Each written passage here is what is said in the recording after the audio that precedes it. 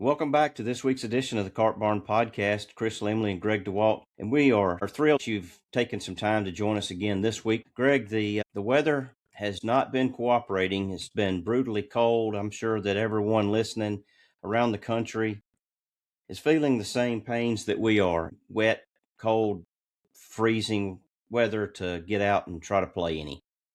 Let's just put it the way it is. The weather's sucked since I got back from the PGA merchandise show last week. I was fortunate. I was in Florida and played a few rounds before coming back to frigid Alabama. But now I'm getting the itch back to get out and hit balls, whatnot. Unless you're a simulator guy, you probably haven't played much in Alabama the past week. Had a guest on Friday that was talking about the ground was covered in snow. He was heading to the simulator later that afternoon to hit some balls. I think that's probably par for the course around most of the country right now. It's even dipped down lowest temperatures in Naples in over 20 years. So everybody's feeling the winter pain. Except they didn't feel any winter pain out at Torrey Pines on the weekend, where Justin Rose put on an absolute stripe show, a clinic. I don't know how else you describe it. Run away with that PGA Tour win. Well, the weather looked really, really nice out there. Of course, it always looks nice in San Diego, but this time of year when everybody's looking at brown and socked in, and you watch that on TV, and green grass and short sleeves. And you're right, Justin Rose started working again last year with Mark Blackburn down in Birmingham. He's got him tuned up and playing some really fine golf right now. Yeah, Justin said he's playing about as well as he ever has in his career at age 45. So that's a tribute to him, not only staying in shape, staying engaged, but also his work with Mark down at Greystone. Just a tremendous performance. The tour takes a lot of heat on some issues, but one thing they get right every year is starting in Hawaii and moving to the West Coast. You don't see them going to Hawaii in August. You don't see them going to California in July. They know how to get people excited about the game and those visuals from those events, the Sony, the Tournament of Champions. Yep. Great job. This week's Phoenix, another typically nice weather venue for this time of the year. Yeah. One place that wasn't nice weather for a venue was the LPGA Tour. They had some very, to use your phrase, sucky weather. They did, and it's a shame. For everything the tour gets right, on the PGA Tour gets right, the LPGA can't seem to get out of its own way. They had weather issues, and it was cold, and it was very sketchy conditions, but to get a really nice TV window and not be able to finish that tournament was pretty disappointing, and it was a bad look, especially when they let the amateurs who were playing an event play, and they didn't let the pros get back out on the course. They could have had a Monday finish, and it was disappointing for people who wanted to watch the LPGA. I like the LPGA. If golf's on, I'm usually watching it, live golf, so it was disappointing to not get to see them finish, especially with one of their marquee players, Nelly Korda, playing as well as she has been. Yeah. Well, anyway, let's get into this week's podcast with Tom Lovelady. He grew up in Birmingham, played at Alabama, went on and played on the tour, but he also was a member of 2 national championship teams at Alabama, and he was roommates with Justin Thomas. Not a bad resume to have out there. Anytime you can invoke the Justin Thomas name, I'm sure that opens up whatever doors aren't already open for Tom Lovelady. So, and I know he said he's still in close contact with a lot of his former teammates, but he has some terrific stories about his playing days, and we're looking forward to him joining us this week on the Cart Barn Podcast. Absolutely. Yeah, Tom was one of the most engaging and interesting storytellers that we've had, and I'm looking forward to sharing this week's episode. So let's get into it with Tom Lovelady.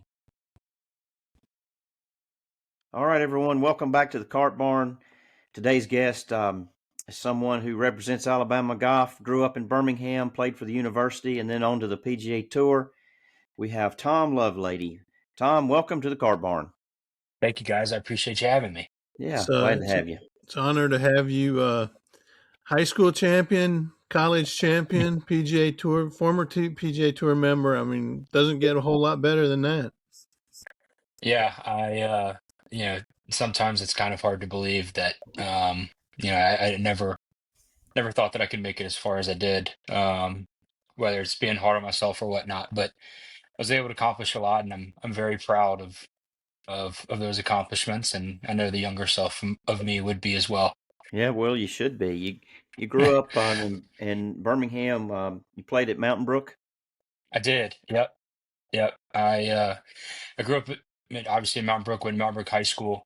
Um, And Stuart Jolly actually was a teammate of mine who went on to play at LSU, great Hmm. player.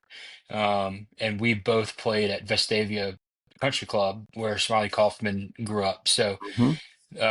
those are a couple guys that I played a lot of golf with, kind of late middle school, all through high school, um, pretty weekly and a lot of good games. And it, Alabama was a place where I always wanted to go. Obviously, in Birmingham, it seems like you're either Alabama or Auburn. There's really nobody else, Yeah. and was fortunate to have the opportunity. And it took me all of about 30 days to say yes. It was an opportunity that I'm extremely grateful for, and um, plenty of memories through not only high school golf but college golf as well. Growing up in Birmingham, I'm sure you guys are familiar with some other names besides ones that I mentioned. Like a Michael Johnson or a Robbie Prater, or you know, kind of going back to high school. Even a Bobby Wyatt in Mobile or a William Sellers in Montgomery. So Alabama golf in high school was very competitive, and I think that kind of did well for quite a few of us down the road, and we didn't even know it. What were afternoons at Vestavia Country Club like when you were out there grinding against Smiley and Stewart and those guys?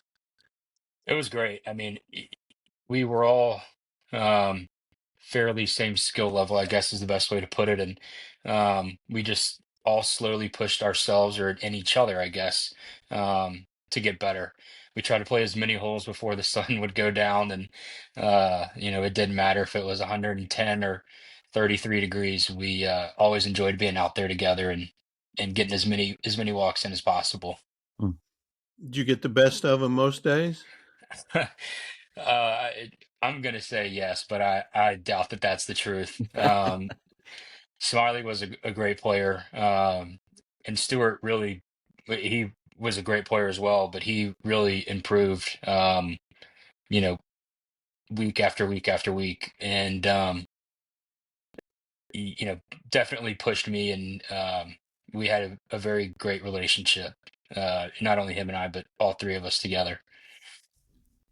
I think it's you obviously you played in college and went on tour, but those high school days are kind of those never leave you, do they? No, gosh, I mean, it's like you dream, this putt is to win this, or this putt is to win that, or this is to get your tour card. Well, fast forward 6, 7, 8 years later, I had that putt and I made it. And there's so many moments that lead up to that, said moment, um, that you really just never forget, to your point. Mhm. So, doing just some research, you won two AHSAA individual titles, and they weren't back to back. They were like, did you win as a freshman and as a senior, or?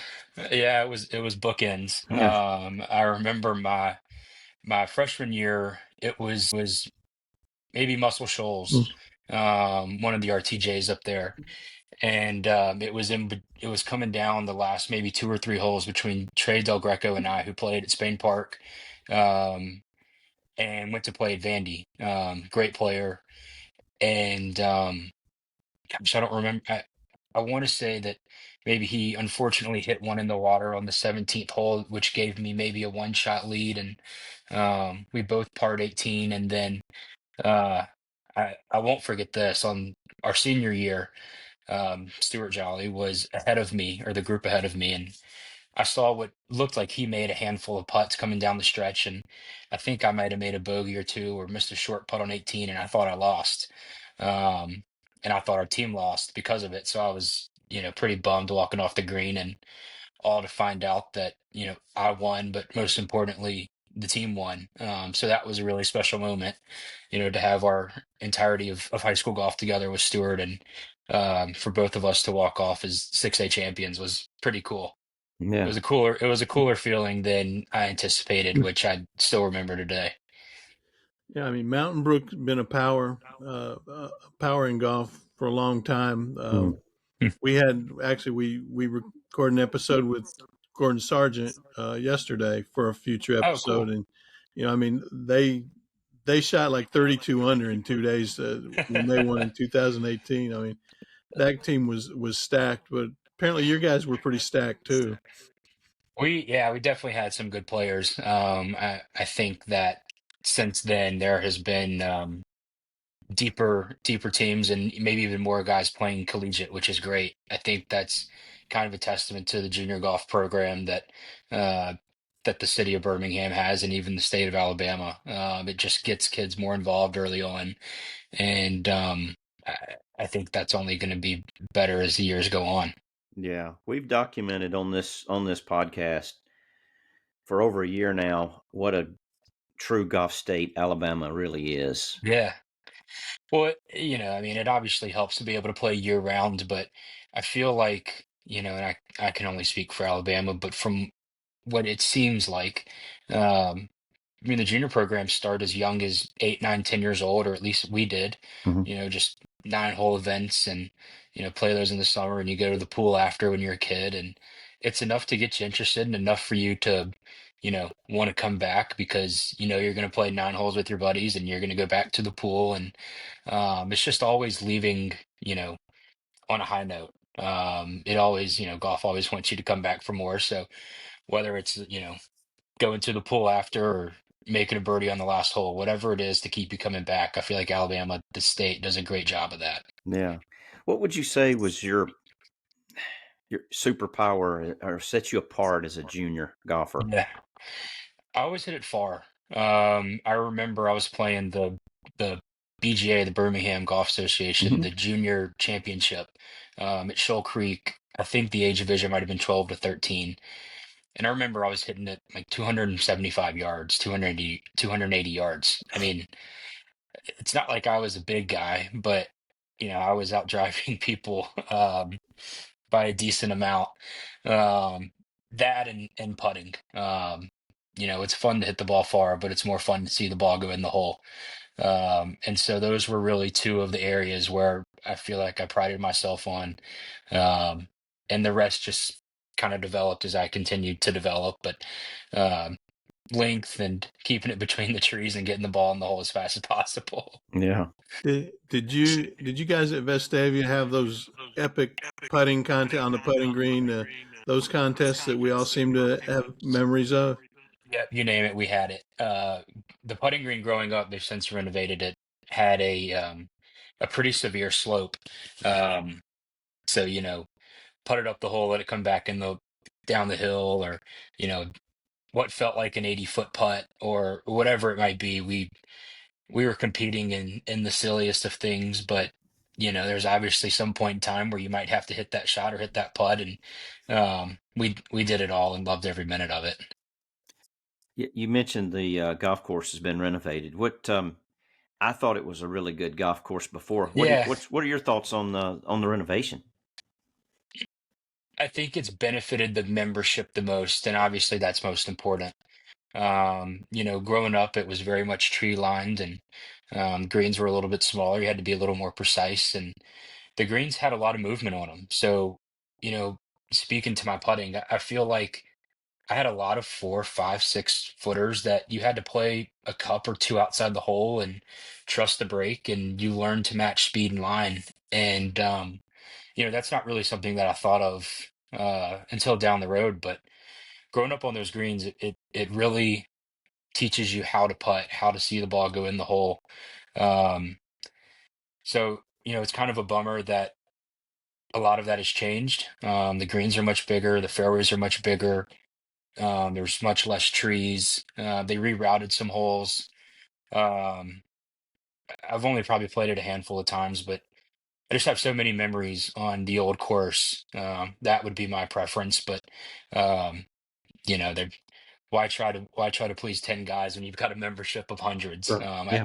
I think that they accomplished what they were looking for, um, and that's fantastic.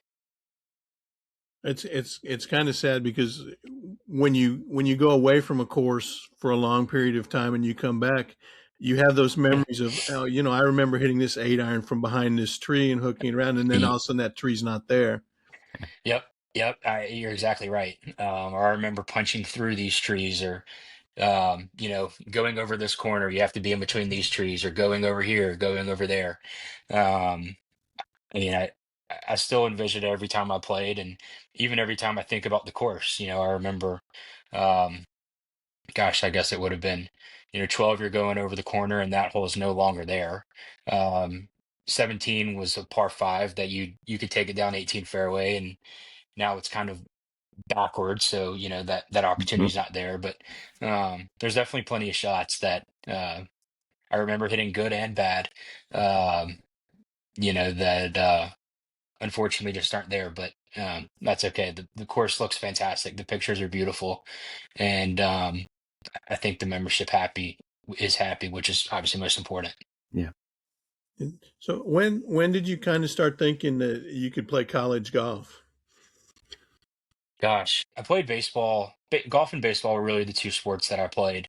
And once I won the state championship in my freshman year, it's like, gosh, um, that was kind of fun. And that summer, I had a great summer. The U.S. Junior Amateur, I made it to the round of 16 at Shoal Creek, and I think I finished maybe top five in a big AGA major, um, and had some other good finishes. And um, get back to school, and I kind of see how much the JV baseball team's running, and I'm like, I think I'm gonna stick with golf. And I think it was probably that summer where I really dedicated from there on out to playing golf. And the next, I guess it was the fall of my sophomore year of high school, took a visit to Alabama and got offered. And like I said, it took me all of a month to say yes. I don't know why I wasted 30 days, but um, I would say early high school is where I started to see results and really fell in love with the game. Obviously, good results helped that, but um, it was a special summer and a special year, and really kind of jump started me into my golf career. Did you grow up as an Alabama fan? Yeah, Yeah. it's actually kind of funny. Obviously, a big Alabama fan, but the first visit that I ever took, Trey Mullinax and I, he may or may not remember this, but I think we were playing maybe like the state junior or something at Saugahatchee, or I think that sounds right. Maybe in eighth or ninth grade, and we both took a joint tour, visit, if you want to call it, to Auburn, and that was my first tour, my first, anything. It might have been his, it might not have been his first, but um, those are the only two, visits I took, so to speak. So, um, I like to think I came out on the right end of it, and um, it was ended up being teammates with Trey for a few years, which is obviously a blast, and a lot of Hmm. memories between the two of us on that one. Yeah, what was your official visit to Alabama like?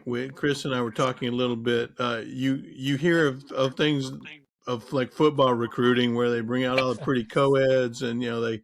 What's the golf visit like? Oh gosh, I wish I remembered it better. I know that I think we probably went to Nukes for lunch. Went to visit the facilities. I'm not even sure that it was even a game weekend. I think we maybe went on an off weekend, or even during the week or something, for my, technically first visit, where I was offered. But had a few visits after that. We stayed at, during those visits, we would stay at the guys on the team's houses, and we would do, you know, various things, including, pulling on the pulling on the tide on Saturdays. That's interesting. Of course, you got to Alabama at a good time. Let's just Yeah, preface that. 100%. Yeah, I was looking at just went back to trying to get ready for Corey Whitsitt, Bobby Wyatt. You've already mentioned Trey Mullinax, Mhm. Scott Stromeyer, Davis Riley, Robbie Prater, William Sellers. That's who's who from Alabama golf for sure. Yep, and Robbie Shelton. Oh yeah, I, Robbie. I tell people all the time, and they think I'm joking when I say this. I was truly happy to be the five guy on the team. Throw Lee Knox in there, who is maybe a 2 or 3 time Georgia State Am champ. Hunter Hamrick, my freshman year, he was a fantastic player. So Mhm. um, when I say I was happy to be the five guy, that's because I was behind 4 first team All-Americans. Yeah, And Bobby Wyatt as well. So we had obviously a fantastic team, really from top to bottom. And as far as college golf goes, we had a smaller team, which I really loved. It really, um, we learned who each other were. We all hung out, basically every single day, not only on the course, but off the course, weekends. We were true best friends. I mean, all of us. And for the most part, we all keep in touch fairly regularly still to this day. Call it 10 to 15 years later. Um, but because of how close we were, everybody was trying to do that one extra mile that no one was doing, and so as someone starts slowly getting better, your 8 guys pushing the 7, pushing the 6, all the way hmm up to 1, and um, competing against 4 or 5 All-Americans day in, day out, week in, week out. It's the best thing for you. Um, I know now that some kids it's obviously a totally different world with NIL and all of this, and you want to go where you can get paid and do all these things. But because I lived it, I am a true believer in go somewhere that's going to make you better. Um, because life is a long game, it's not a short game. Um, and that was something that through my 5 years at Alabama definitely pushed me to be the player that I became. There's no doubt about it. Yeah. Well, Tom, it's interesting. We've had Coach Sewell on, we've had Hunter, and we've had Trey. Hmm. Um, that Alabama run, not Yeah. many teams have back-to-back national championships, especially in golf. And Yeah. um, what was it like the day from your perspective, daily life, like inside that program and with those guys? Yeah, yeah, and what's crazy to think about is that it could have been 3 in a row as well. We It could have we been. lost in the finals on the last hole, unfortunately, to Texas. That would have been my freshman year, and um, our program saw tremendous success, but a lot of it was just because of our team. Our love for each other, our want to get better with each other and for each other, really. Um, but as far as a week in, week out, what it looked like. Uh, we always dreaded our 7 o'clock Monday workouts. We were running stadiums, we were lifting weights. Somebody was throwing up, and that was likely me. And it was definitely not what you would think a golf workout would be. Doing a lot of body weights and rotation and stuff like this. It was. I wouldn't be surprised if it was top 3 hardest workout in all of college golf. But there's something to be said for that. That it. You know, made you accountable, it made you responsible for what you're doing. Um, so, as an 18-year-old, you learn pretty quick about the things that you do and don't need to do. Um, we'd we'd have practice, I guess, 4 days a week, qualifying, and would be a day or two of that, and um, we'd have classes, morning classes on Tuesday, Thursday, afternoon classes Monday, Wednesday, and we were just always together after school or after practice or workouts. Our team was always in someone's apartment or at someone's house, and um, it truly was like a brotherhood. Or we coach wouldn't let us join a fraternity, so we kind of made our own, and um, it was just so much fun getting to meet and getting to hang out weekly with guys that are such like-minded, and guys that like to do the things that you like to do. I feel like that's very uncommon. especially these days. I feel like there's just so many different types of personalities, but we were all after the same goal and we all like to do it the same way and went about our business the same way. So it was truly a special time outside of any wins or losses, but just the time that we were able to spend together. Um, it was extremely special. Wow. Were those Monday morning workouts? Were they part of punishment, so to speak, in case y'all had too much fun on the weekend? I don't think they were intended for punishment, but I definitely felt punished more times than not. And I know that I wasn't alone, but um, there were some pretty damn hard workouts. I'm not gonna lie to you. I It took about a year to, get in good shape, and I know it's a lot of people say it, but I've never been in as good a shape as I was in those days. We were running, timed 110s, 20 timed 110s after a full body workout, timed stadiums around the track with with a lap around it, timed this, timed that. So everything was timed, and if not everyone on the team finished it, you had to do it again. We would do circuit workouts with weights, and if someone was taking even just a rep off in a 30-second all you can do push out, we would do it again. And that taught us a lot about discipline. That taught us a lot about accountability, and that it's not just about you. It's about all 8 of you in the room or 10 of you in the room, and it really teaches you a lot more. Than just being a regular student. That I'm forever thankful for. We obviously know that the team was loaded with talent from top to bottom. That even the last guy could have played just about anywhere. But Mhm. as when you were giving your previous answer, I was thinking, and you used the word accountability, and you've used it again. Was it more talent that fed that program, or accountability, or combination? The talent was definitely there. There's no doubt about it. And as it was kind of preached to me, talent can only take you so far, and there is a lot of truth to that, especially when you want to get to the highest level and whatever it is, whether it's business or sport. No matter the sport, you've got to be responsible with not only your time but your actions. But you've got to be accountable for what you're doing, because as a team, your actions affect the others, not just those traveling, but everyone else. And so we had fantastic leadership from, like you mentioned earlier, Hunter Hamrick and Scott Strohmeyer were 2 of the older guys when I was there, and Lee Knox, the next year. And then, Bobby Wyatt, Corey Whitsitt, Trey Mullinax. So I learned a ton from those, 5 or 6 guys that I tried to, do my best to pass down to, you know, Davis Riley, who was a teammate, like you mentioned, Robbie Shelton, Robbie Prater, William Sellers, Drew Love, all fantastic guys, all close friends. But it's kind of like what Coach Saban says, you kind of have to buy into the process, the program, the culture, um, in order to be successful. And we were able to have every single person on the team buy in every single year, um, that I was there. Um, and obviously, talent has a lot to do with it, but I think accountability, especially a post golf career, accountability and responsibility are 2 pretty important things in life. I'm sure you both can attest to that. Mhm. Well said. Did you ever tell Coach Sewell that you never saw anybody running a 110 on the golf course? No, because then I'd probably have to run more.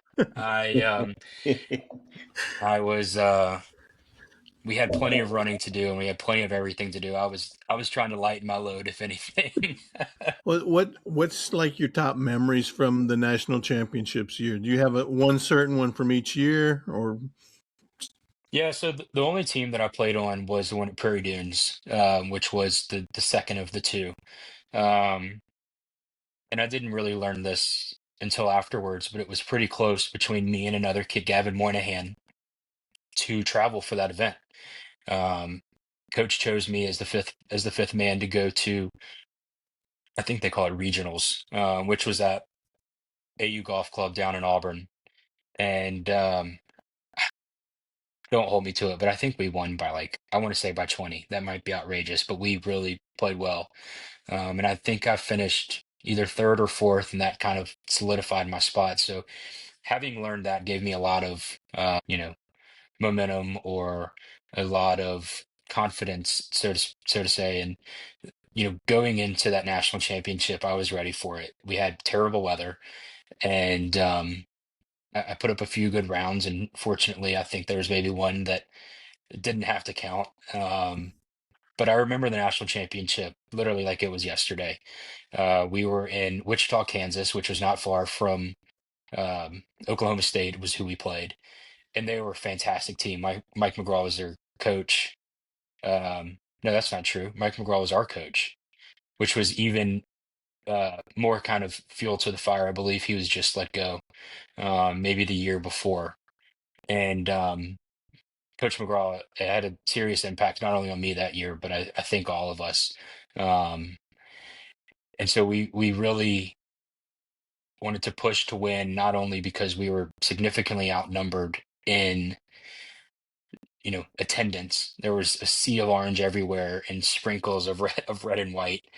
And my match was against Wyndham Clark, who was a fantastic player then, and continues to be one, a major champion, multiple time winner, so on and so forth. And I'll never forget it. I was probably, I think I was 5 down with 5 to go, and I was the only one losing my match, kind of on the front nine, and tide kind of shifted at the turn, and Oklahoma State started winning some holes, and I made my match all the way to 17, which I was proud of. I mean, obviously I wanted to win the match, but um, you know, come to learn that me pushing, kind of like what I was saying, being accountable for what you're doing and not giving up.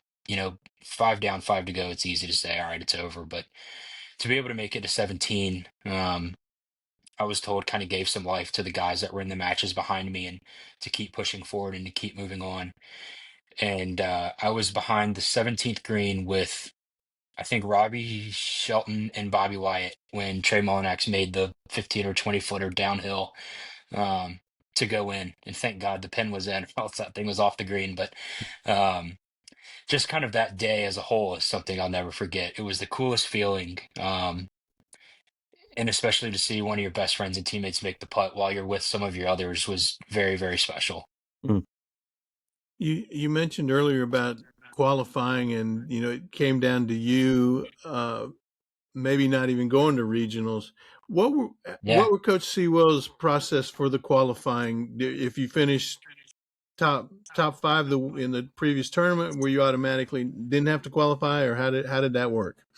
Yeah, so he had a system where if you won, you're exempt for, let's call it 3 events.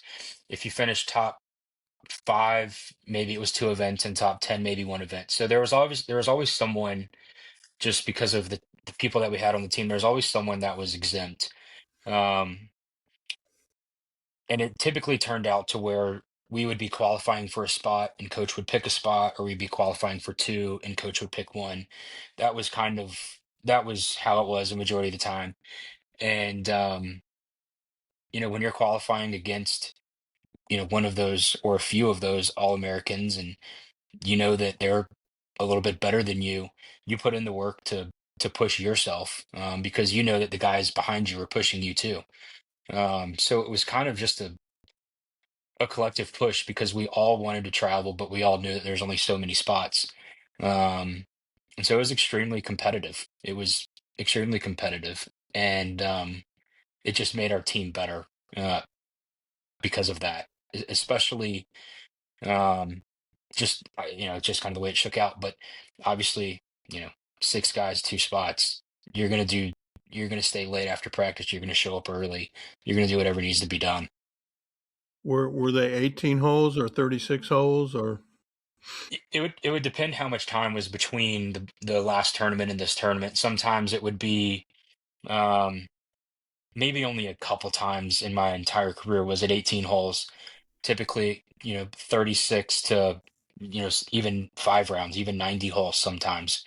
Um, so obviously, the less holes, the more pressure. But um, there was not one day where you could go, oh, okay, I'm going to get by with an even par, because somebody was going to shoot 65. And it really, qualifying taught us a lot as a team, but taught us a lot as individuals about never giving up and to keep fighting till the end, whether you're in it or not. Where was the qualifying during this time? A majority of it would be at Indian Hills, Okay. Indian Hills Country Club, where we'd play Old Colony. Occasionally, maybe a time or two a semester, we'd go to North River, and then maybe once a semester we'd go to a Shoal Creek or a Birmingham. Hmm. But it was Mostly at Indian Hills. mostly Indian Hills, That's so a really good golf course. you got to get your wedge game good, and you got to drive it straight. Yeah. It was, especially when they had bent greens, it was like throwing darts, and if you weren't making 7-8 birdies around, you're getting lapped.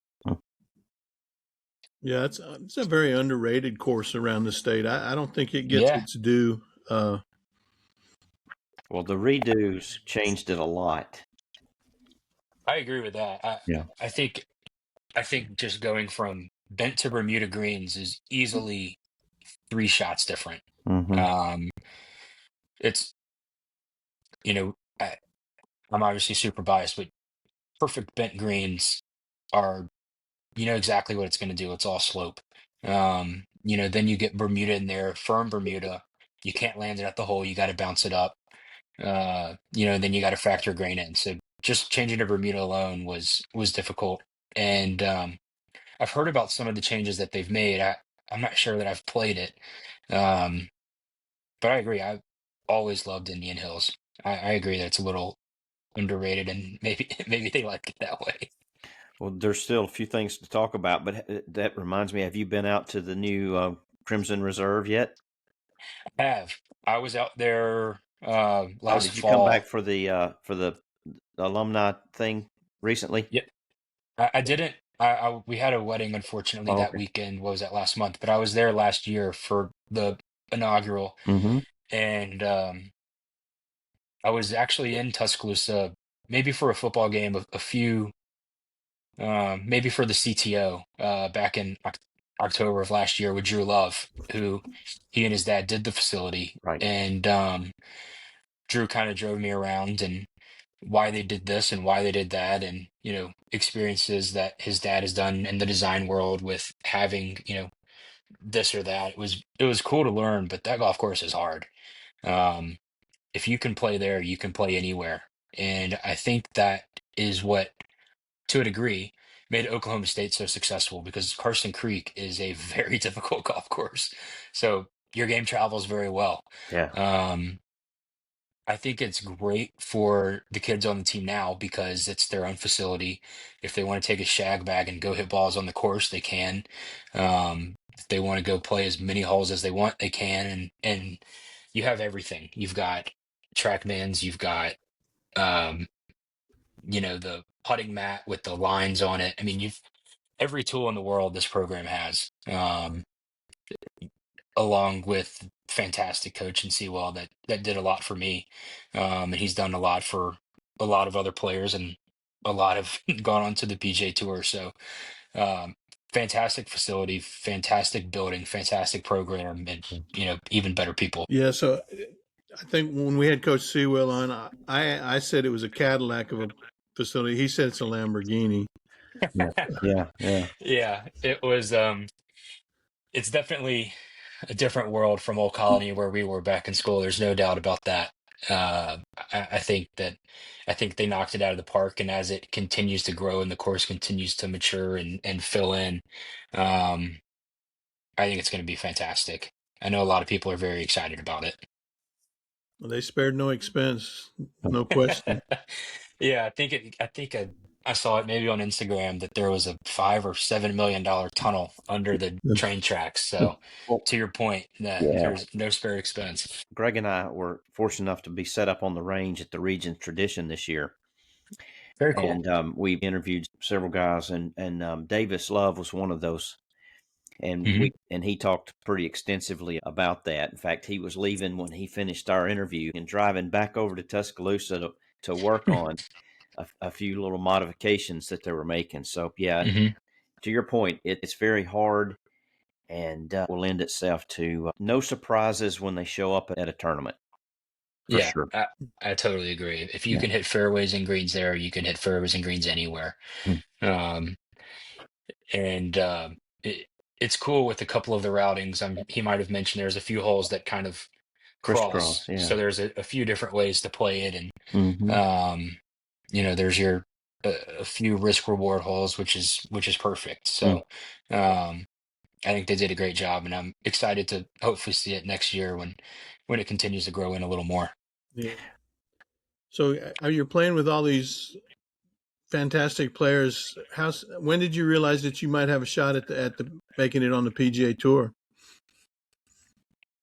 If I'm going to be honest, I'm not sure that I ever thought about it. With the guys that we had there, it was just so much of a process. It was just get better each day, do what you need to do each day, and the results will come. Um, Obviously as a young kid, you're results oriented, but I kind of bought in and I truly never thought about it. I know that might seem silly, but it was just not something that crossed my mind. I knew I wanted to get there. Um, but I just got lost in doing whatever I could day after day, working on whatever aspect of the game I needed to get better to get to that point. Um, I wish I could say it was this conversation, it was this shot, it was this round, it was this tournament, but I just worked as hard as I could, and I knew everybody was pushing each other, and you kind of start losing that result, oriented mindset, and kind of get lost in what you're doing on the day in day out. Yeah. Interesting. Well, I, correct me if I'm wrong, but you and Justin were roommates. Correct. So what was it like? What was the day in the life of Tom and Justin at Bama as roomies? Yeah, we had a blast. I bet. We did. We were. I've actually got kind of a funny story, which I'll jump into in a second. All right. Um, it was a blast. We pushed each other. We were together literally 24/7. And obviously he was a fantastic player, not only in college but in junior golf, and he was always one of those top few guys that you knew was a special player. So it was to no surprise to see him have the success that he had then and has continued to have now.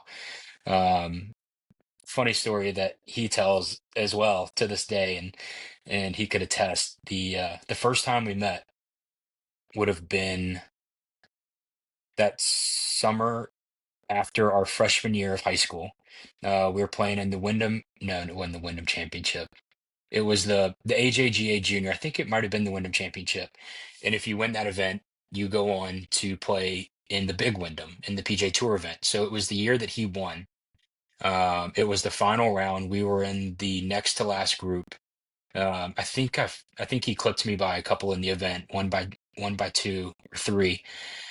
But we were walking up the 10th fairway or off the 10th tee to the 10th fairway, and you know we get to talking, and he goes, we go, where do you want to go to school? And he's thinking Alabama, maybe A&M, LSU, and I'm like, you know, respectfully, I knew where I stood in terms of ranks in our grade, and I knew that he was better, and I knew that coach was looking at another player or two that was better, and there's only two spots, and I was probably what I thought was, the third or fourth guy on the list in my mind, and so I'm like, I don't know why I thought it was a good idea, but Alabama, are you sure you want to go there? Uh, he goes, yeah, I mean, a great program, great coach. I go, you shouldn't go there. He goes, why? And I go, because I want to go there. He's like, what? And so we get up to the fairway, and I hole out from like 115 yards on the 10th hole. And he's like, who in the hell is this kid? Like, telling me not to go to a school because he wants to go there. And then he just makes it two. So that was the first time we had met, and we became fast friends, and we talked what felt like every single day, literally from that moment on, even to today. He's still a fantastic friend of mine, and I lived with him my first 3 years out of school down in Jupiter when I was on I guess the then web.com tours and the PJ Tour, and um, he's been a very good friend of mine, and I'm very grateful for the relationship that we had and we continue to have. But Beautiful that story. was a fun little story of like, why would you tell me not to go? Who are you? Who are you to tell me? I just met you 10 holes ago. And I don't know why I thought that was a good idea to say it, but here we are.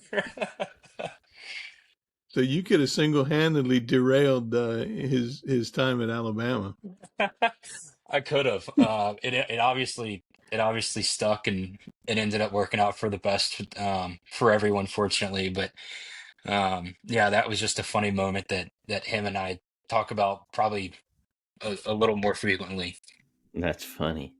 What was it about him that made you see that he was a little different? Just the way that he went about his work. You know, he was regimented. He knew how to practice. He knew what to practice at a very young age. Um, and I feel like that's something that was pretty uncommon because when you're 17, 18 years old, you're hitting balls and you might be working on something, but he was very detailed in what he was doing. And I'm sure that the background of his dad and his granddad being PGA pros um, definitely helped that. But I think that you could just kind of see the way that he went about his, business, if you want to call it. Um, kind of, I guess, pair that with how consistent he was and uh, how high his results really seem to be week in, week out, no matter the event. Speaking of teachers, who were your teachers growing up, and how much did they play a part in your success even beyond college? Yeah, I worked a little bit with a guy named Jeff Jordan, who's now was then at Country Club of Birmingham, who's been the head pro at Mountain Brook for, gosh, what feels like maybe 20 years. Um, and then kind of when I was in school, I would see Jeff periodically. I saw Todd Anderson very briefly. But my going into my fifth year, I started working with Tony Ruggiero down at a Mobile. Um, and he has just been fantastic. He really helped me with a plan, a long-term plan, not just a a fix, but really, what do you want to do with this game? What do you want to accomplish? And really set a plan with me. And he's a large reason to the success that I had. My last year in post college, and what really attracted me was not only the work that we did, because when we were working, we worked. But when it was, when the work was done and it was time to get a glass of wine, we would definitely go do that too and have a steak and just enjoy each other's company. I think that there's got to be a good mix of business and play or business and fun, to take your mind off of the stress or the day in, day out work just to reset. But he just did loads for me in my career. And a lot of it, you don't really see until you kind of step back and realize it. But he was a huge impact for me. Well, we've had Tony on here, and I've got to know him through us doing this podcast. Yeah. He's a really good guy. Yeah. I can see how, and he's worked with a lot of really really good players. Yeah. Yeah. He didn't give us any good Tom Lovelady stories though, for some reason. Yeah, I must have slipped him a 20 under the table or something before that. Uh, We've had plenty of great times, and mhm. and in college he worked with what felt like half our team, Bobby Wyatt and Robbie Shelton, and then he worked with Smiley Kaufman as well. And then transitioning into the pros, he continued work with Smiley. He had Lucas Glover. He had a few other guys on the PGA Tour, a few other guys on it was then the web.com tour. So whenever he came to town, whichever event or tour I was playing on that week or that year, we would always have a Tuesday night dinner. His guys would play together, practice round on Tuesdays, and then we knew it was going to be a red meat and a glass of red wine at dinner, Or a just to Coors kind of Light. yeah, or a Rocky Mountain. But it was a great way to, you can get caught up in the stress of the moment, the week, the situation, and he was always fantastic to make light of whatever that is. Um, but making sure that we're on the tee at 7:30, 8 o'clock to get our work back in. Um, he's just I don't have enough good things to say about him. Yeah. Was there one thing in your game that pinpointed that maybe put you over the top? In in my swing, I always kind of had a two-way miss because of I would kind of take it in. I was a little across, and then I'd drop it under, and kind of hang back. And the one drill that we did um, was tucking, a glove under the inside of my right armpit to keep my arms and my chest connected to cover the ball to hit a cut, and which helped me eliminate basically the left side of the golf course. Um, playing army golf is, get pretty used to hitting a ball behind a tree or pitching out or, wasting shots. So he really helped me set that plan of basically eliminating one side of the course.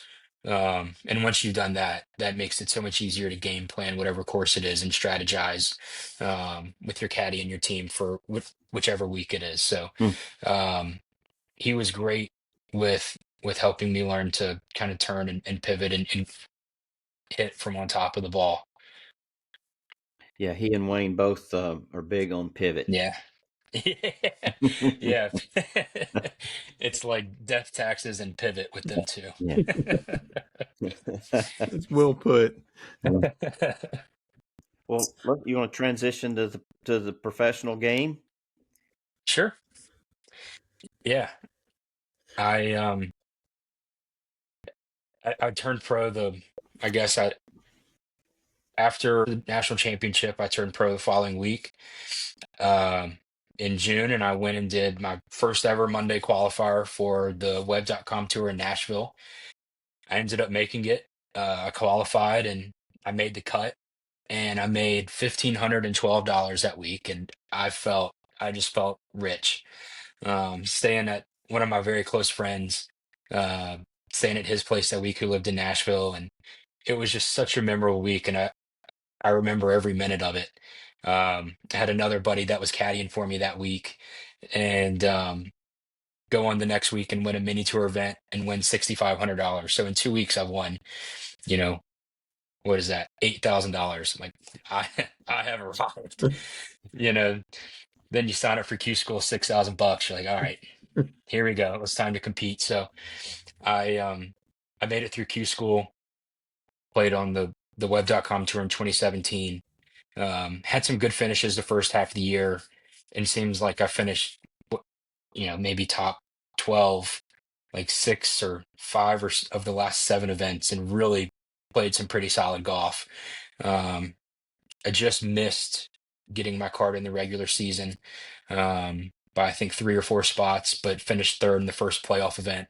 Like I said earlier, making that 15-footer on 18 to get my card and really solidify it, which is also a moment I'll never forget. And 2 weeks later, I guess maybe a month later, I'm playing in my first PGA Tour event in Napa, California. So it incredible experiences early on, and incredible memories. Um, Traveling on the web.com tour, learning how to travel 28 weeks out of 40 as a 20, 3-year old, 24-year old. Um, and then, playing on tour is obviously a dream come true. Every kid who wants to be a golfer and aspires to be the people they see on television want to reach that level. And, you know, teeing it up with those guys that I've seen forever was just so surreal. I only played for a few years, but the memories that I have of just being in, obviously competing, and the memories that I have playing and all that is one thing, but playing alongside the names that I grew up idolizing was very special. Was it intimidating at all? I'd be lying if I said it wasn't. The first little bit definitely was, because they're seasoned vets, and they don't, respectfully, they don't really care who Tom Lovelady rookie is, or John Doe rookie is. They're going about their business. But here I am as a 24-year-old, like, holy cow, it's who, drop any name, And I made a few cuts in the end a little bit, and then kind of hit a little bit of a lull. And I think that was when I was like, wow, this is crazy. Then you kind of open your eyes. It's like, oh shit, I've missed 5 cuts in a row. Let's we've got to get over this pretty quick, and let's get back on the grind. Yeah. But it's pretty special. So when you got your card, what was that process like? Was there, sponsors and that kind of thing? And then how did that change from the interaction with those kind of people to when you got your PGA Tour card? Yeah, I was sponsored by Ping. They were my equipment company. I had been playing Ping since ninth grade, so it was very familiar for me. There was no change, and they make a fantastic product. I had a couple sponsors on the web.com tour. I had a clothing sponsor, and I think I had maybe one corporate sponsor. But as you transition to the PGA Tour, those contracts obviously get bigger, and there's more, players in the field wanting, looking at young guys uh, to sponsor. And I had a great agent in Matt Cullen who was able to get some good deals for me. And I was talking about this with someone the other week, actually, talking about expenses and talking about the cost of playing and all of these things. You could go a week with missing the cut, and on the PGA Tour, you could be out $5,000 between travel, food, hotel, caddy fee, other just miscellaneous expenses. And, you go 4 or 5 weeks, 25,000 down the drain. Um, Hmm. but that's where hopefully have a good agent that can find you some deals to kind of give you some, you know, travel money and things like that. But um, I had a pretty cool sponsorship with Vineyard Vines that was um, a great clothing partner, and have a lot of good memories of some photo shoots with them and the guys on the team there, and the guys that they sponsored um, just happened to be a couple of my very close friends, which was very cool. Yeah. It's interesting you bring up the sponsorship because Stuart Sink's been a frequent guest on the podcast, and I've known Sure. him. And when he came out, which was 96, 97, the young guys weren't getting sponsored deals. You had to prove yourself on tour before you would get Yeah. the major sponsor deals. Now they're trying to identify, 16, 17, 18-year-olds to get those. And it's harder as you get older to get those sponsorship dollars. Mm-hmm. Yeah, they're trying to find who their next Stuart Sink, I think he's still a Ping guy. They're trying to find their next Stuart Sink. Or Titleist is trying to find their next, young guy, or, go through any manufacturer. Um, and that's, kind of the way of the world. They're trying to identify their next guy so that they're locked in. And when that time comes, they're the representative, or the sponsor of that player. So, you had a successful first year on tour.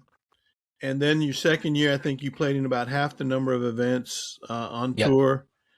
Injuries or not getting in the tournaments, what status? I wish I could say it was injuries. I finished after my first year, I finished, I think, 132 or 134 on the FedEx Cup, and at that time 125 retained full status. So I was just on the outside looking in, and had the opportunity through then the web.com finals to better that status, and unfortunately didn't. So I played out of the conditional, the 126 to 150 category, and you don't get in a whole lot, really, to begin with, and especially when you missed, gosh, what felt like maybe 6, 7 cuts in a row, you really were going to reshuffle down. So unfortunately, I didn't get in as many as I'd like, but I obviously didn't have the results that, really gave me much of an opportunity to get in those. So I didn't make the most of what I had in terms of the events that I played in, and unfortunately just didn't play great. I played all right, maybe the last handful of events. to try to secure, and I remember this unfortunately for the worse, but if you were in the top 200, that would get you to the web.com finals to get an opportunity to get a card back. And I'd played well, like I said, maybe the last 4 or 5 events. And my last event was Reno. I ended up being the first alternate at the Wyndham Championship, which was the true last event. So I never got in. So Reno was my last event. I was playing really well. It was a Stableford event. And I hit what I think is a perfect drive on 18, never find it, make double bogey, lose 3 points. And I think that dropped me out significantly from like maybe 180 something to like 203. Mhm. And unfortunately, I remember it all too well. But I was optimistic because I had been playing well, and there's an opportunity to get one of the 25 spots. I'd just done it the year before, and or a couple years before, and opportunity never came around. But a lot of that is to blame for my poor play, um, which sucks. But I gave everything I had. I mean, professional golf is a cruel sport. You are what your results say you are, and there's no 10-year contracts. No 5-year No, contracts. no, it's I want to say it's the only sport really of its kind. Obviously there's NFL, NBA, NHL. You know, guys can be signed to a 1-year deal, but speaking for a majority of everything, it's 2, 3, 4, 10. So you really have to earn your keep every year, which keeps you humble. Unfortunately, you've seen some fairly top name guys Yeah. have tremendous success, and they have a year, maybe even at the wrong time, you know, take them to a place where they never thought they'd be. So it's a very humbling game. And just when you think you got it, you're one shot away from losing all of it. Well, let's transition back to something really positive. 2018 Barbasol. Yep. That was a good tournament for you. Yeah, that was Tell us that was a about that great week. tournament for me. Yeah. Um, we it was the first year that tournament had moved to Lexington, Kentucky. I remembered it was a very relaxed setting. There was a handful of guys. We had an Airbnb. Um, One of our close friends, JT Post, and his caddy, Aaron Fleener, went to Kentucky and was very familiar with the town and was great about showing us around and kind of getting our mind off of work and relaxed and reset. And the weather was crummy that week too. I think it was pretty wet with the Monday finish, which happened to fall on my birthday. I was turning 25 that day, that Monday, and Tony was there. Some of my family was there, and one of my best friends from Nashville, who I stayed with in the event I was speaking of earlier, were there. So it was really special for me to not only finish second, but to have my support system there, which meant the world to me. But coming up one shot shy definitely stung. It's easy to think what could have been, or this or that, but for a 25th birthday to finish second on the PGA Tour, it's a pretty damn good gift. That's a pretty good one. Yeah, it was Yeah. special. Yeah, you wake up and you got a nice chunk of change in your bank account. Yeah, we were flying to the Canadian Open was that following week, and I think there was probably 12 guys. One of the 12 had chartered a G500 to Toronto, so we took off at 4:30, and that was a lot of fun with those guys. There's a few of the guys that also played really well, and that was one of my first experiences on a private plane, and it was a lot of fun. And once that direct deposit hit on Wednesday, it was life changing. There's no way around it. It was pretty cool. Hmm. So what? Catch us up now. What are you doing? How often are you Yeah. playing? Are you the club champion?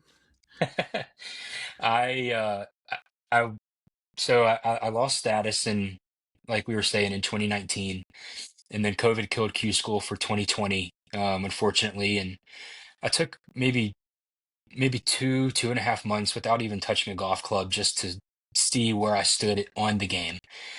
And, I, I found that I didn't really miss it. I never found myself reaching for a club.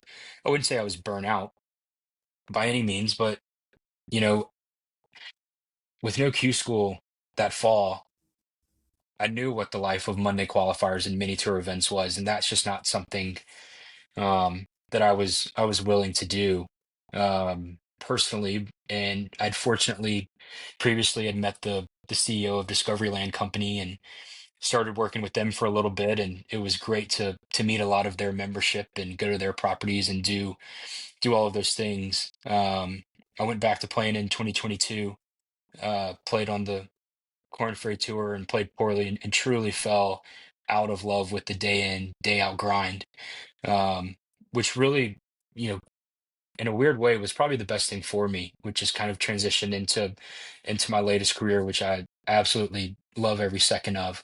The last 3 years I've been working in insurance on the broker side. I'm working with mainly individuals doing, personal lines, homes, autos, umbrellas, car collections, art collections, boats, planes, etc. And golf has been a fantastic avenue to network and to meet people.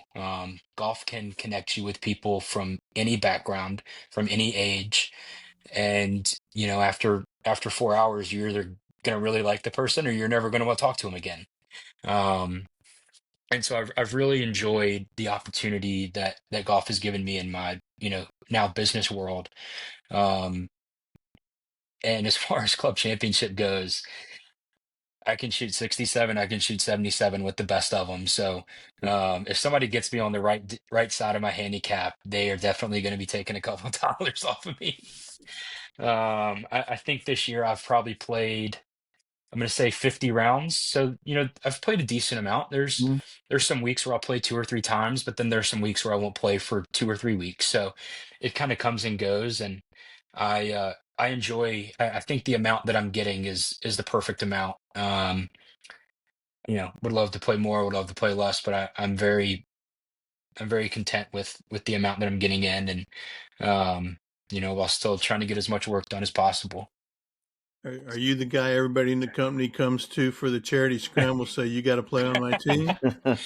Well, I didn't initially think so because we have a couple other good players, coincidentally, but those invites started coming a little more and more as time went on, and I've enjoyed it. Good.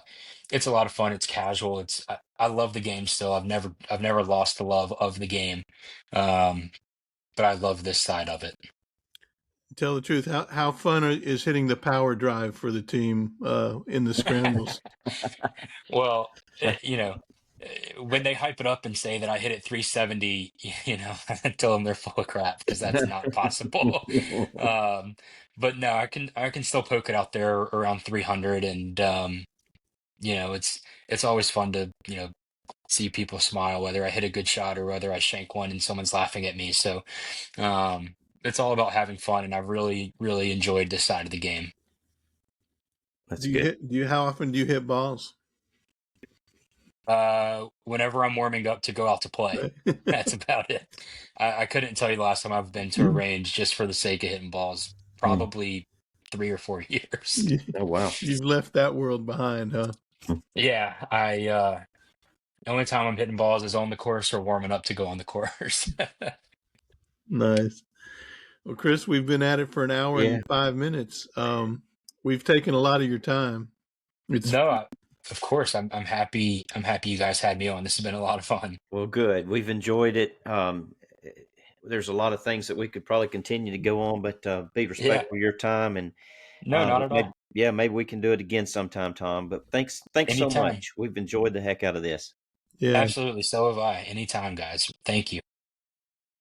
Well, we want to thank Tom Lovelady for coming on the Cart Barn podcast and sharing all of his stories, and look forward to having him back on and maybe sharing some of the stories he didn't want to share with us, that couldn't share with us the next time. So thanks again to Tom Lovelady, and thanks again to the listeners of the Cart Barn podcast. We appreciate you every week going on this ride with us.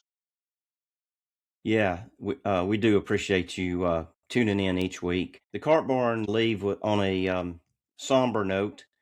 Late Friday evening, Alabama native Scott Davenport, who was born in Alabama, then moved to the Pittsburgh area, long storied career as a PGA professional, and has spent the last 25 plus years as the head golf professional at Quail Hollow, which was site of last year's PGA Championship, passed away.